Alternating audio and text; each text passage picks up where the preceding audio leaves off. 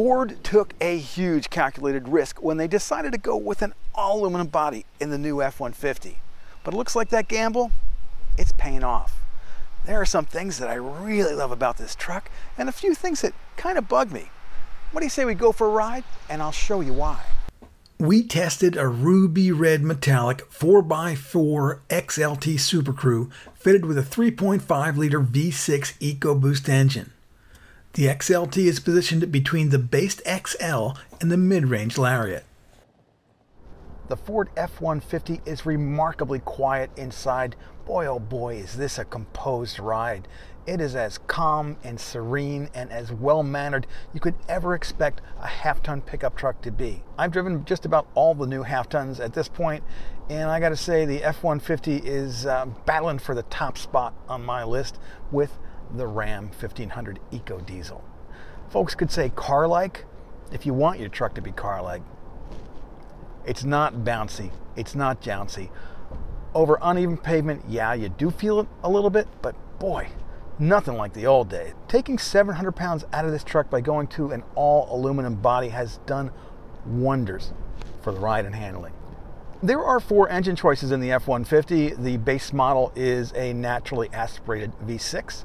There are 2 EcoBoost V6, a 2.7 liter, and this one, a 3.5. And then there's the 5 liter V8, the traditional engine. And you know what?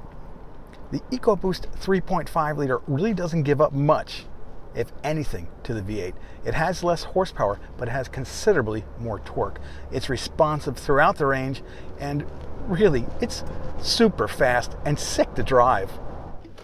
From a roll at 20, let's punch it.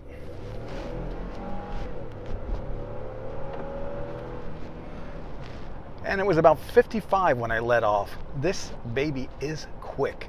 Fuel economy can vary widely with pickup trucks, depending on the combination of driving style, roads, load, engines, and gearing, as well as wheels and tires.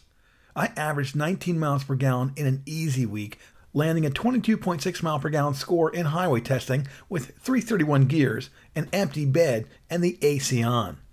Previous drivers in this truck averaged 16.2 miles per gallon. I like the steering wheel a lot. There is plenty of padding, or squish as I call it. Ford's always good for that. There's a nice grain to the leather, the stitching blends in, and of course a full array of controls on your left. You have controls for the center information display. Below it, the cruise control. Over on the right is your multimedia control, and then below that, your Bluetooth.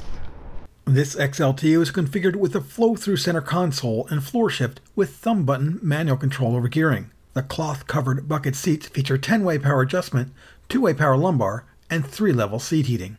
There are 2 USB inputs inside the compartment at the base of the dash, alongside the SD card slot, audio line in, and 12-volt outlet. A second 12-volt outlet is located inside the center console.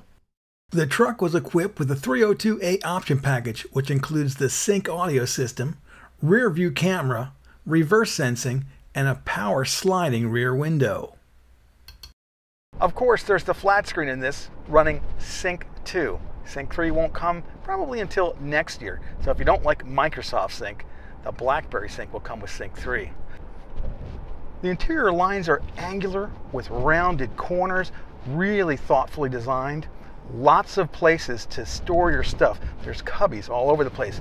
Up here on the top of the dash, down here above the glove box, there's a place for your pen right next to the shifter. A hidden container here. And when I talk about thoughtful, I mean things like this. That little notch right there. So you can rest your thumb as you poke the screen. For me, that's important. Over here, I'd want to rest, say my ring finger and poke. You don't want to sit there and go like this blindly because you're not going to hit what you want. When you're driving, that's not a good thing. So these help you stay centered. The SuperCrew cab provides a whopping amount of second row space with 40.4 inches of headroom, 65.9 inches of shoulder room, and 43.6 inches of legroom. Wow. Wow. 2 full hands of headroom at 5'10". That is huge. Legroom, more than I'd ever need. Got literature pockets on the back of the front seats. 2 cup holders at the back of the console. There is a 110 outlet along with a 12 volt outlet. HVAC vents, but no controls. Very nice. The only gripe I have about the back seat is that the armrests on the doors are hard. There's no soft padding. But boy, oh boy, there is plenty of room. You could fit the crew back here, no problem. Need to carry a bunch of cargo inside the cab? Just fold up the split bench seat and there is plenty of room. The F-150's aluminum panels are so light and the interior is so tight that it takes a good slam to shut the doors.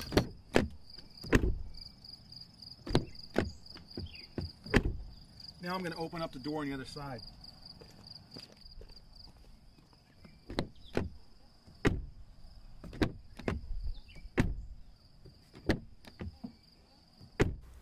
I'll admit it, I thought the tailgate step was a bit hokey until I put it to the test, on a morning that I woke up with back pain and a full day of chores ahead of me. It makes getting in and out of that bed a whole lot easier. The cargo box features 4 locking tie downs. LED lighting is included in the 302A option package. Spray in and drop in plastic bed liners are optional.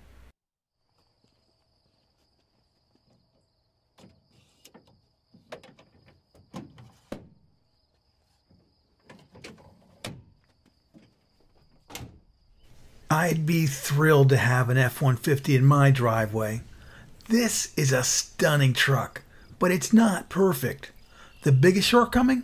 The lack of a turbo diesel engine. Ford needs to step up to the plate and go toe-to-toe with the Ram 1500 EcoDiesel and upcoming GM diesels.